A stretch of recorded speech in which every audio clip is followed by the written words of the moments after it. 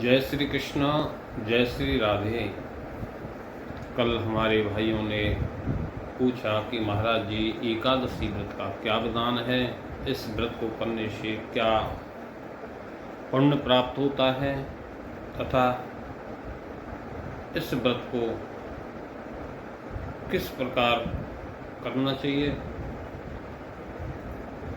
तो मैं भाइयों से कहना चाहूँगा, हमारे सनातन धर्म में यह व्रत बहुत ही महत्वपूर्ण है।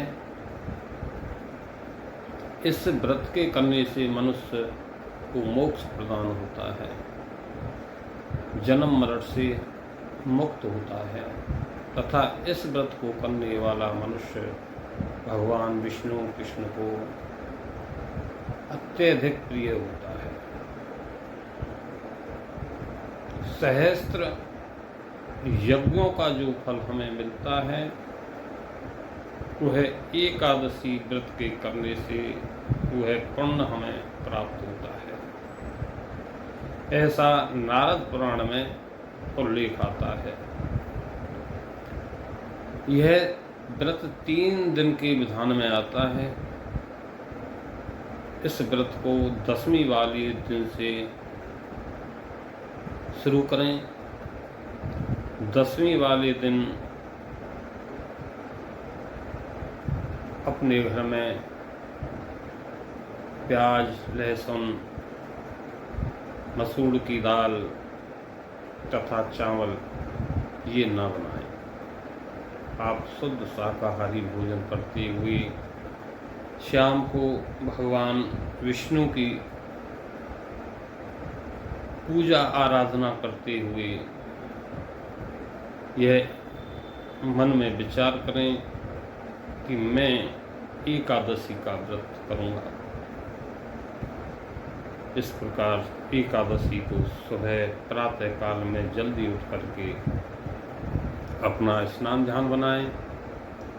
स्नान ध्यान बनाने के बाद में अपने मंदिर तथा घर की साफ सफाई करें। भगवान विष्णु की बड़े ही श्रद्धा भाव से पूजन करके पूजन धूप दीप पुष्प फल से भगवान की पूजा आराधना करें। तुलसी पत्र अर्पित करें। भगवान का इस दिन पीले फल तथा पीले पुष्प से पूजन करना चाहिए। पूजन करने के बाद में भगवान की आरती और इस दिन भगवान का भोग फल का ही लगाना चाहिए।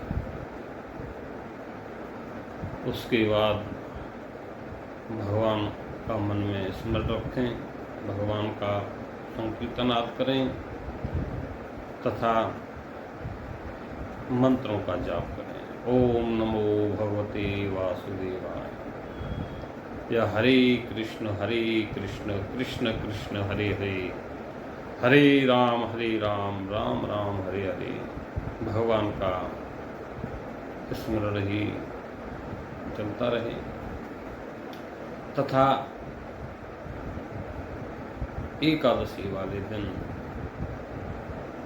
किसी के प्रति द्वेष भाव ईर्ष्या न रखें। अपने घर में लड़ाई झगड़ा ना करें। इस व्रत को निर्जला व्रत ही करना चाहिए। निर्जला व्रत का बहुत ही पुण्य प्राप्त होता है, भगवान को अत्यधिक प्रिय होता है। यदि आप निर्जला व्रत करने में सक्षम नहीं हैं तो आप अधिक मात्रा में जल लेकर भी भगवान का यह व्रत कर सकते हैं। अगर कोई भी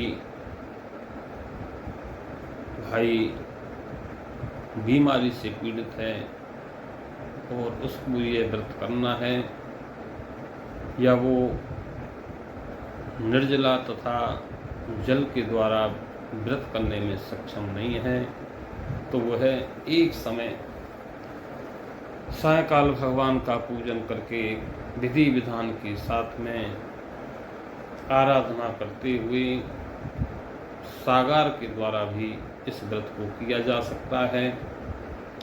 सागार में आप केला, आम, आलू, बादाम, पिस्ता, टूटू की पकौड़ी ले सकते हैं। इस प्रकार रात्रि को भगवान का जागरण कीर्तन करें, मंत्रों का जाप करें। द्वादशी वाले दिन सुबह ही प्रातःकाल उठ करके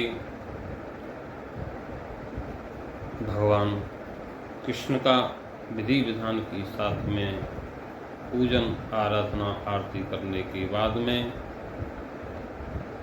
आप सूर्य उदय होते ही